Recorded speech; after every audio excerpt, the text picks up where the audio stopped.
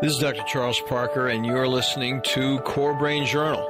It's the place where I connect both fresh discoveries and interesting different perspectives from advanced mind science with the realities of real people and everyday life down on Main Street. Well, welcome aboard, folks. Happy New Year to you guys. I know this is coming out after the New Year. I'm recording it actually before the New Year. But tonight we've got a terrific guest. I'm telling you guys, we've been doing this. You'll have to forgive me. I say this so often, but I'm so pleased with the people I get a chance to spend my hours with because they're just so helpful, so interesting, and so they're up on the edge with all of us. Everybody that's listening to this program is on the edge. We're really trying to figure out how we can make our lives better, the lives better of the people that we care for. It's a new year. And Angie Mahoney is going to be here with us tonight. She's going to be talking about a whole lot of stuff that people don't really recognize the opportunity that's there for individuals who are suffering with developmental delays. It can be ASD, Asperger's, whatever you want to call it. And Angie has a way to actually bring them along. Get this, fasten your seatbelt so they can live productive lives. Did I shout it? I mean, that is the deal. I mean, why not get excited about it? Angie, thanks so much for joining us. I appreciate it. Thanks for having me, Chuck. It's going to be fun. So what I'm going to do is do a little intro with Angie, and then we're going to find out, we're going to start from the beginning and find out where she's going. It's going to be an interesting time for us. So let me just go ahead and do the intro. Angie Mahoney is a master's of education. She's currently a special education case manager at Roger Pack Elementary School. It's middle school in Danbury, Connecticut.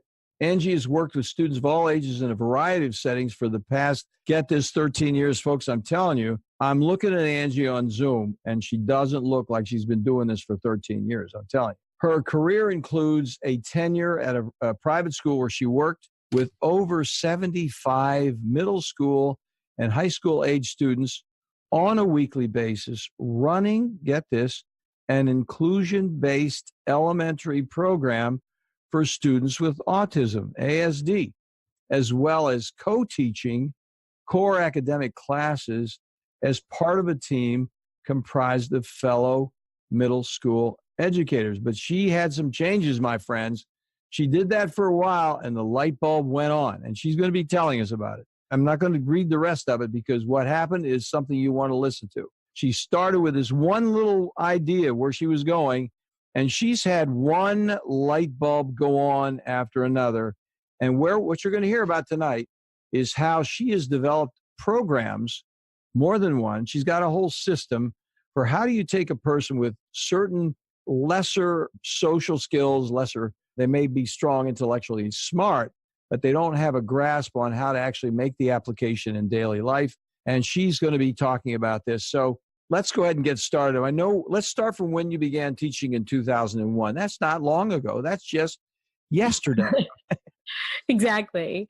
You know, I had just gotten out of college. I'd gone to Lesley University right in the area of Boston and was sort of applying, and I had received something that was like, oh, you're hired. And I was like, awesome. What am I doing? What classroom? And they're like, oh, it's work skills.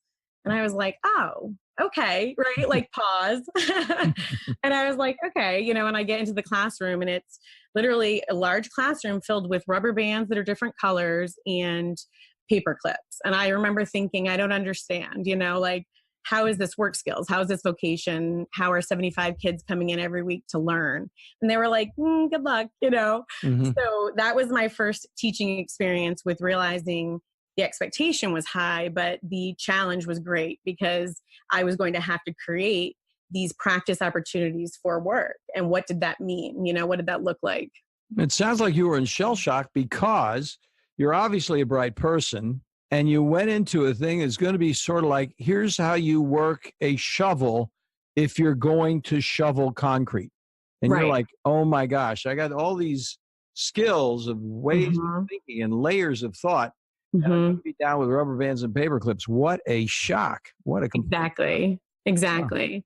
So, quickly I get to know the students that year and I realize, I'm looking at where they're going off campus to work, to practice, volunteer opportunities.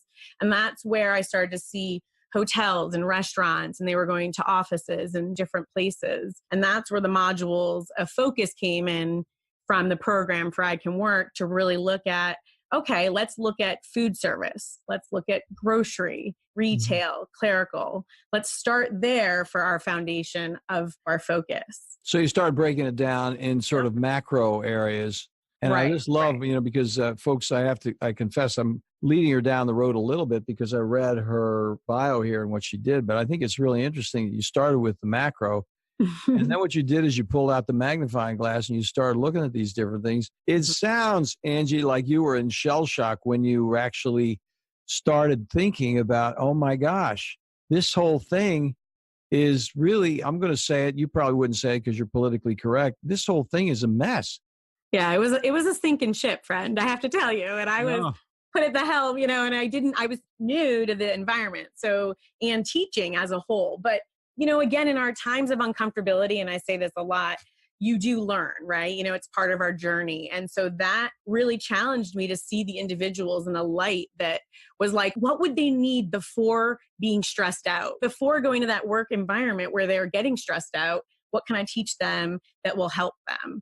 And from that is where the focus came, for the foundation to teach them and guide them in to help them then down the journey to more employment. So how did you break it down? It sounds like if that was the kind of macro mission, I'm sure you had some general issues and then you had to protocol the specifics of each one because developmentally delayed individuals would not appreciate what would ordinarily be expected. So you had to figure out where they actually were and what they could do. And then you had to really understand what the levels of different complexities would be with the different jobs and figure out how you could put that package together. I mean, that's what it sounds like. Exactly. You're breaking down the steps required to be successful, but ultimately part of the journey is exposure, a lot of variety, right? Trying a variety of things to see over time with reflection, what did you like and what was a challenge, right? Because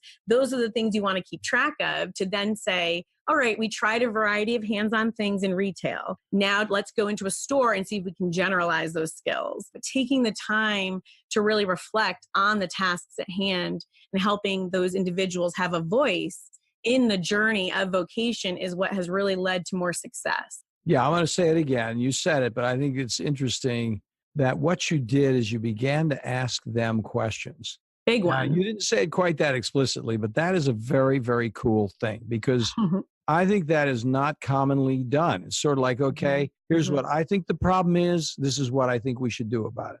But if you're asking individuals with certain levels of incapacity to reflect on what works for them, what they need, how that could have been better, and you're starting a dialogue with people who oftentimes are dismissed because they can't have a dialogue. They don't know what they're talking about. Yeah. That's certainly not my opinion. It's obviously not yours, but then you learned from that experience and can take that to the bank.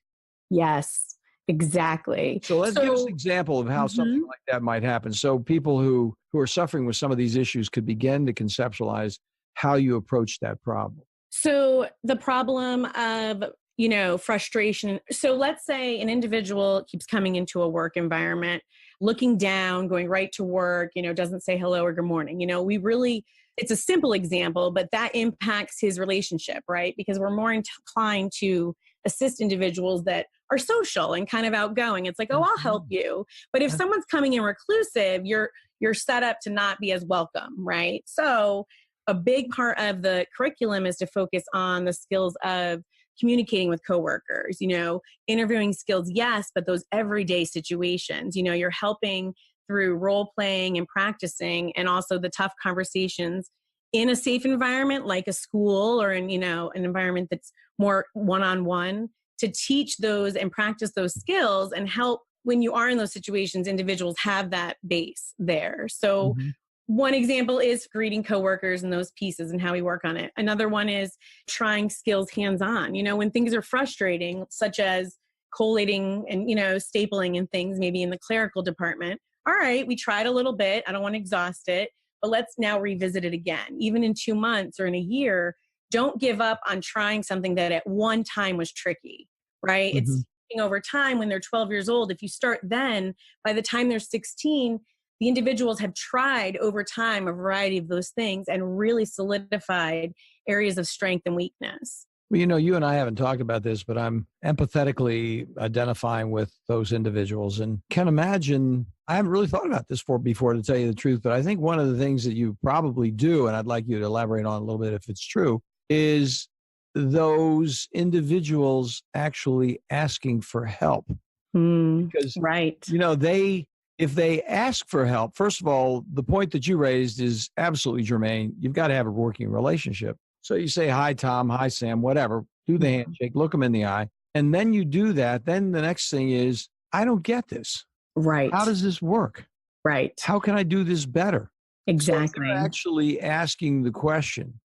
That puts them in a vulnerable role. It's funny how human beings take a person who's disadvantaged in that respect and developmentally delayed and not connected, how they are actually put off and intimidated by that individual and don't know what to do because there's no conversation, there's no eye contact. And a lot of times the average individual will think they're just rejecting me. They'll take it personally. They have no idea what's going on.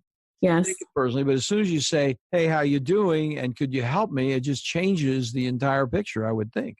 Exactly. It's just received differently, right? And when received well, the environment becomes lighter and more positive. And you're hoping, again, that then gets received to be more a productive place, where they're feeling confident and comfortable. Well, in that first school, what would you say, and I don't mean to put you on the spot, but just free associate on this one, if you will. But the issue is, I'm looking and listening to you as a person in a state of development yourself. I mean, you're kind of like they are.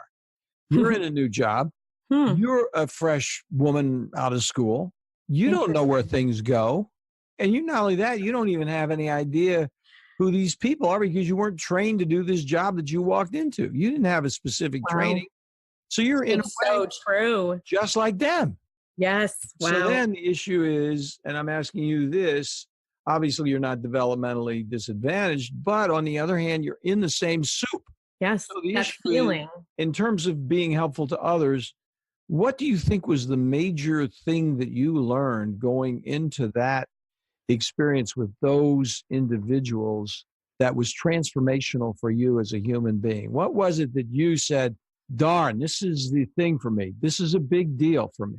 Do you have any, and I'm sorry to put you on the spot a little bit. You probably haven't thought about it before, but what do you think? No, I know. There are moments, I have to tell you, like I definitely work with some medically fragile individuals. And when I had presented in my first year or two of really trying to follow this model of pre-vocational planning, and I had given him a coworker employee of the month award. He won it. And it used to be a time that we would review the skills that were strong and how people clocked in and clocked out. I used my teacher voice and everything. And when he was the winner and we all clapped, the look on his face of pride it's forever with me. He's now like 30 years old, you know what I mean? And what have you, but I can see it. And it was pretty powerful when I realized how good he felt to be proud of work. So that was the start.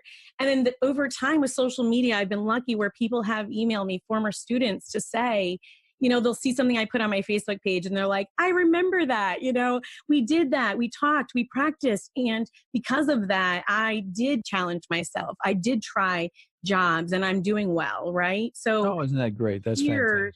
Yeah, that, the so little thing. Good for you. Good for you. I mean, congratulations. Oh, thank you. So then how did it happen? Because I know a little bit about that next step. I mean, that's kind of a basic foundational learning thing that you had there, where you really recognized that if you had the courage to go in and create a structure that was an affirming structure for these kids, yes, that you would begin to see some motion. So that's like a general lesson for you as a human being. I can affirm these kids. Now, you're a naturally nice person anyway, so it comes naturally for you. But I think the thing that I'm getting from what you're talking about is you put a structure on it that made it not so basic personal, but that it had an application in their lives in a larger sense if they practiced in that structure. That's what it sounds like. Exactly, Chuck. Exactly. Start in a safe environment where you can teach those skills and repeatedly, right? Over time, really. You're hoping it's not just 1 year of let's talk soft skills, hard work skills, life skills, right? You want it to be built over time, especially if there's a developmental delay, the repetition will only help, right? It's already, again, I remember 16, my first job, the anxiety, the time management, what to wear, hygiene, right? Those are for anybody. But then you add a challenge with processing those situations. You want to really start younger, right? With those pieces. And that was it. It was just having a framework for that, because so many people had ideas, but we really weren't following a direct path. We needed a map. Now, there's an affirmative thing, but while you're saying that, I'm, again, empathizing, thinking myself about the situation. I think a challenge for individuals who have some developmental delays, because they do have such profound self-esteem issues, Yes. which is the reason that the person was so pleased to just even have a moment of an accolade. Yep. How do you work with individuals when they hit the limitations of their skill set? How do you actually help them say no? I mean, that's not on my skill set tool. I mean, that's not a tool I can do. I mean, I would think because there's a certain courage that comes up. I mean, everybody, all of us want to be able to do everything, but we all know we just can't do everything. And I know as a professional, I say, look, people ask me some arcane question about whatever with the mind. I'm like, hey, that's not my skill set. I don't have that. I can tell you where to go, but well, and so you almost answered it in a way. Maybe it's teaching that individual a go-to phrase that's kind of like, whoa, slow your roll, right? You know what I mean? Like in a joking way or in a serious way.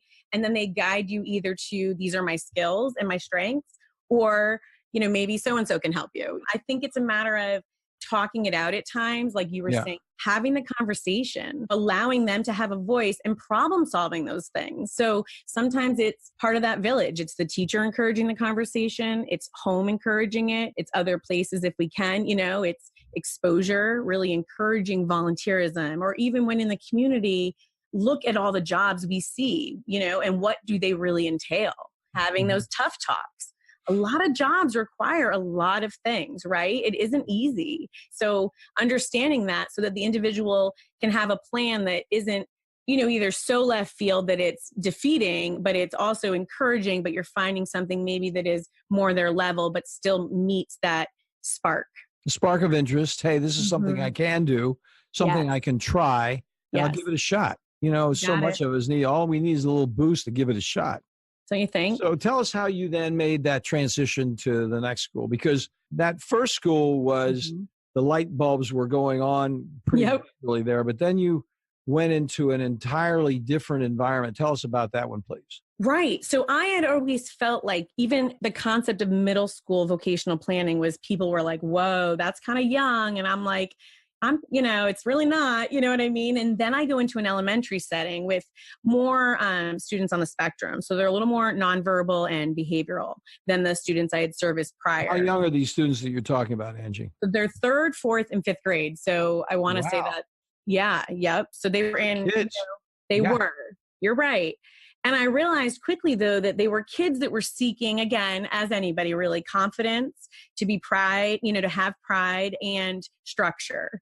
So although they weren't working at TJ Maxx at 10, they were working on, task boxes and vocational tasks that we were tracking to see, if they like the task box where they're buttoning shirts or they're hanging shirts, maybe in middle school they can try retail, right? So trying to take the time to just help them experience variety and also practice some of those pre-vocational concepts. It really just built up their skills so much, and the success we saw in the middle school and high school later, 10 years later, 15, just showed it did help prepare them. Okay, so tell us a little more about this pre-vocational concept, because you live in there, that's your language. It's sort of like, true. I'm living in France and you're talking to me in German a little bit. Okay. So tell us a little bit about what you did, because it's tough for me, even as a child professional, to think about approaching that problem and what pre-vocational would be. And I think that would be helpful for our audience as well, if you don't mind. No, not at all. It's really, for me, looking at a mixture of things that you're going to be doing with your hands. So sort of those hard skills, right? Anything that you're manipulating or doing physically, and balancing it also with soft skills that you need, which are things like interpersonal skills, communication and things. So pre-vocational planning means before we're really ready for work, where you're really getting paid for the jobs you're doing, we're going to plan before that. And that requires some levels, of when you introduce what. So I like to focus on areas of job readiness, which is where you work on interviewing one-on-one, role playing, the vocabulary around that. What's a supervisor? What's a coworker? All that kind of Oh, stuff. yeah, basic. Mm-hmm. Exactly. And again, it's for everyone. It isn't even, I know we speak to even disabled individuals, but recently it's just helping even high schoolers take a minute to try a variety of things. You know what I mean? Even if we do it all in 1 month, and then ask what worked and what didn't, or what did you like and what drove you nuts? You know what I mean? And then going from there. So it's, again, that universal language, of just, again, having those skills that help you communicate and ask for help if you need it, or pause to say, whoa, you're a little out of my wheelhouse, but these are my strengths. That's pre-vocational planning. That's interesting. So what did you do then in that context? Because you entered a different reality. I like this whole thing. We were talking a little bit offline before we got started, but that's why I like this whole journey concept, because if you really think about travel, so much at Core Brain Journal, we're talking about traveling, whether you're sailing, walking, taking a path, you're going some other place into a different reality. And in those different realities, we either grow. I was going to take exception a moment ago when you said, this is what happens. I mean, no, some people just quit and give up. I mean, you said something about, hey, you're going to be thinking about what to do when you go in. and some people like, I'm over it. This is way over my head. I can't stand it. I mean, one of the words I hear so often in my practice is overwhelmed. I'm just overwhelmed. Yes. I can't do it. Because what you're talking about is how to underwhelm or reverse that process, working backwards. But anyway, so the issue would be, what was that reality that you began to conceptualize that was different, in what kind of constructive ways you could approach those kids? How were they parallel? How were they different? What was the lesson in that crowd? The lesson has been working with nonverbal individuals and non-readers, believe it or not. I think many things over the years have been accessible to readers, disabled readers. Things are in text, things are easy to access. But through this and through helping people have a voice, I've created a different level with everything picture supported to allow the same lesson to be presented to 2 levels or 3 even individuals, and everybody can participate in practicing for those pieces. Let's tease that apart. I think this is folks, listen up on this, because this is a very, very important point. She kind of said it offhand, but to me, this is elemental, this entire conversation. I don't know that anybody else is really approaching these problems the way Angie is in this situation. So let's break this down a little bit, what you just said. It is a big piece, I know. So this is the component that is really showing how do we engage all learners, those that are readers, non-readers, and also verbal and nonverbal. So a component to that is having everything in the program with I Can Work that I've created for that vocational foundation has 2 levels where we have picture-supported everything. Picture-supported is the deal. It is. It is. So and they I can look at the picture and they get it. They get it in their head what's going on. Now, is it You're exactly right. action picture of somebody doing something? Yes. And then there are words that are talking about give the dog a bone. But you've got like I'm proud of my work today, and it shows someone proud. I didn't like my work today. It was challenging. Those are examples of reflection statements, and they all have a visual paired to help any individual know and understand and express right in that moment on the task that is completed. That is so interesting, because what you just said is, I hadn't really thought about that before either, but you're actually bringing to recognition a kind of, if you will, self-actualization, self-exploration, self-awareness, really. Exactly. Of here's how I feel. Here's something that I'm thinking about in some other constructive way, as opposed to I was doing something on a very basic, elemental, too simple level. give the dog a bone. You're saying, listen, we can actually, through the pictures, help people become self-reflective. Exactly. You had asked, we had spoken to this in the beginning. It's self-advocacy, right? How do we instruct this and encourage this concept of confidence and self-advocacy? And part of it is even opening the idea of it, right? And allowing them to feel it and recognize, oh, I don't always have to feel happy or sad, right? It can be varied, or there are different ways. And individuals with ASD will get a little routine at times. I find there is some structure sought. So I even took it to this next level of, instead of just the visuals in one row, now everything can be manipulated so that you can give fields of 2 or 3 or mix it up so that hopefully the reflection becomes more spontaneous. Well, I think we just got to say real quickly that ASD is autism spectrum disorder. We're talking the issue here. Some people don't know this because we've been talking about developmental delay. That's easy enough. That's true. But I just want to make sure that we talked about ASD because you and I might be talking about stuff that we know about, but other people might be missing it. So yeah, but I think that's totally interesting. I think that's so exciting because, it's really a way to really come into themselves. I mean, I see so many people, it doesn't matter if they're at a different level of challenge, like attention deficit disorder, most people with what I call attention abundance disorder, which is the way we should be thinking about most of attention deficit. Instead of calling people deficit, they have too much on their mind and can't organize it. That is the elemental problem. And agreed. That is the elemental problem. The idea of calling everybody deficit is actually, in a way, completely compromise the entire process of intervening because you have to pathologize the situation in some counterproductive way to then be a healer instead of saying, look, it's an organizational problem. You're actually thinking too much. You're bright. I mean, if you were stupid, you'd be in better shape. But see, it's similar to what I'm trying to help others do. What you just said, like most individuals are seeking employment later in life. So now employers or job coaches are having to really backtrack and create. They've got to understand now, what are the struggles? Where's this coming from? You know what I mean? Like, and kind of work backwards in a way if we don't work on the foundation a little bit sooner. Because I agree, the stigmatism's there, right? Like we have these ideas and we have these preconceived words that we use, and it doesn't have to be that way. Well, that's really terrific. I mean, I like that. So I'm just look at our time here and we're zooming along here. It's so much fun talking to you. Let's bring this delightful conversation to a little more of a conclusion. I'm getting these signs coming up on Zoom. They're actually flashing. Hey, Parker, shut up. I love it.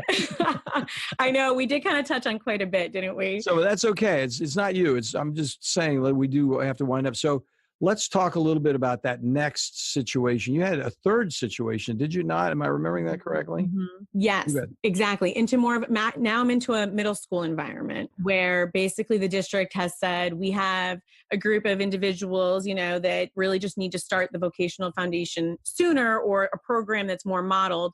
Can you create it paired with life skills? So I helped develop a program there where we were able to really create stations around the modules in the I Can Work program so that there's a whole office station, there's a whole bedroom, a whole retail, laundry, and they really practice those skills there. And it's just showing the need and the benefit to. Sounds like a great place for video training. It does. I like that. That's the drift? Yes. I just hint. I like that. I like it a lot. All right. So listen, we got to wind up, and this is so cool. I mean, it's so much fun talking to you because I think the kind of things that you're doing, there may be other people doing it. I'm not into that field. That's not a skill set for me, but I think it's something that we all need to pay much more attention to. And we really need to think about how to actually apply it and use it effectively in so many environments. I know right here in the city of Virginia Beach, we could use it. I'm sure it's true around the country. People need an individual like you to say, hey, here's a system. Take this system, A, B, C. It's not complicated. It's complicated if you don't use the system. If you do use the system, everybody gets it. If you don't use the system, everybody remains lost for long periods of time. So how can people then, in closing, get in contact with you then, Angie? So you can visit the website, icanwork.therapro.com, and definitely follow updates. I'm definitely working on developing things that'll help people have accessibility to workbooks and reflection and videos. I love the idea of video modeling and the strength that it has. So check out the website for sure. So folks, I'm just going to tell you, I'm going to have all this stuff on the show notes. And the other thing Angie's going to do is she's going to provide us a PDF, which is a I Can Work PDF, and has a free curriculum in there to just sort of get some ideas about how to begin the application process. Exactly. Angie and I were talking before we started recording about some other things that she has in the works. So you want to go to icanwork.com, and the next word is Therapro, THERAPRO.com. Get over there and sign up. Then we're going to give her Facebook link. Her LinkedIn work site is going to be there as well. And Angie, we're going to have all that stuff sitting right there on your show notes. It'll probably come out, honestly, I can't remember when it is. Tiffany can tell you, but I think it's going to be in February, something like that. But listen, I can't tell you how much fun this has been talking to you. I know. We'll do everything we can to help you go along the way. Something comes up and you say, hey, Parker, I mean, this is another thing that's happened. Your audience may be interested. Just give us a call. We'll get you on. This is what we do. And, you're making a big contribution. We want to help you any way we can. Means so much. I really did enjoy. I'm bummed it went so quickly. It went by so quickly. I know. I mean, like, we talked. My boys were quiet. I can't believe it. It's wild. Like no one broke into the room. Yeah. Right. My two boys, who knows what's happened. No, this is so good. It's great. You. I'm excited. I'm going to follow through on a bunch of things. That's fun. I appreciate it. We'll do it again sometime. You have a good day, Angie. You too. Thank you. Thank you so much. Thanks for listening to Core Brain Journal. We're working every day behind the scenes to bring you reports that connect research benches with those street trenches. Here we share the complexity of mind science because, as you know, details really do matter. One of the most pervasive, misunderstood challenges is how commonplace medications, like those written for ADHD, are used so regularly without clear guidelines. If you think you'd like more specifics, take a minute to download my 2-page PDF packed with video links and references on the absolute essentials of how to start ADHD medications. They're easily available at corebrainjournal.com/start. Thanks for listening. Do connect and stay tuned. Together we can make a difference.